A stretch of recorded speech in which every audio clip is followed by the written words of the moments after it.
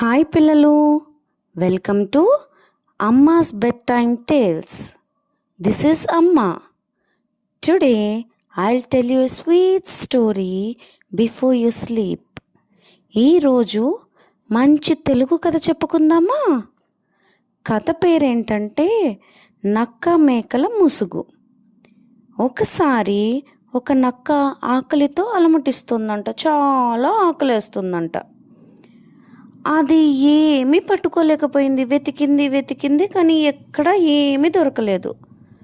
ఒకసారి అది ఒక అతని ఇంటి దగ్గర మేకల గుంపును చూసింది. నక్కకి వెంటనే ఒక ఐడియా వచ్చేసింది. ఈ మేకల ముసుగు వేసుకుంటే నేను మేకల మధ్యలో కలిసిపోతాను కదా, అప్పుడేమవుతుంది? అవి నన్ను గుర్తుపట్టలేవు, యజమాని నన్ను గుర్తుపట్టలేడు. నేను ఆ మేకల ముసుగులో రోజుకొక మేకనో 2 మేకలనో తిన్నానంటే సులభంగా నా కడుపు నిండిపోతుంది అని అతి తెలివితేటలు ప్రదర్శించింది. ఆ నక్క వెంటనే ఆలోచన రాగానే మేక ముసుగు వేసుకొని మేకల మందలోకి వెళ్ళిపోయింది. అన్ని మేకలు నక్కని గమనించలేకపోయాయి, అంటే గుర్తుపట్టలేకపోయాయి. రాత్రి వచ్చేసింది. యజమాని పొద్దున నుంచి అలసిపోయి ఉన్నాడు కదా, కోపంలో ఆకలిలో ఇంటికి తిరిగి వచ్చాడు. ఆకలితో ఉన్నాడు కదా, సరే ఈ మేకల గుంపులోంచి ఒక మేకను తీసుకెళ్ళి కోసేసుకొని తినేద్దామని డిసైడ్ అయిపోయాడు. అప్పుడేం జరిగింది?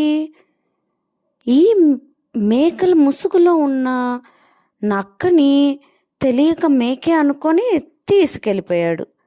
తీసుకెళ్ళిపోయి కత్తితో కోత అంటే వేట వేయబోయాడు.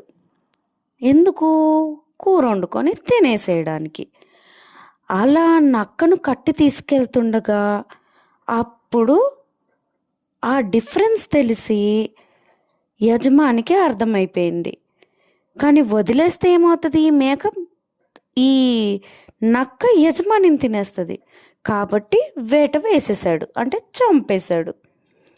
ఆ నక్క మేకలా నటించడమే తనకు భయంకరమైన తప్పైపోయింది. ఇప్పుడు చివరికి అది తానే బలవ్వాల్సి వచ్చింది కదా.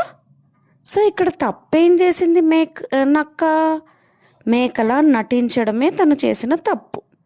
సో దీన్ని బట్టి నీతి ఏమర్థమైంది పిల్లలు? మోసం ఎప్పటికీ నిలబడదు, నిజం ఎల్లప్పుడూ బయటపడుతుంది.